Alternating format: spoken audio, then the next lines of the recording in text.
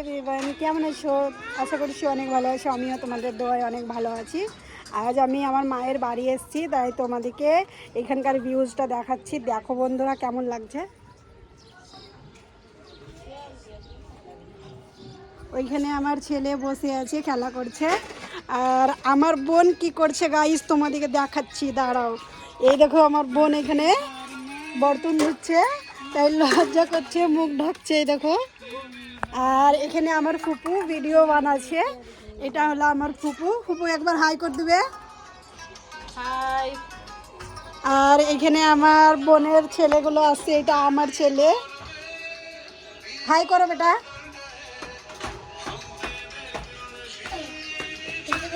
আমার লেগে পানি নিয়ে এলছে, আমি ভিডিও বানাচ্ছি ছাদে রোদে, তার জন্য।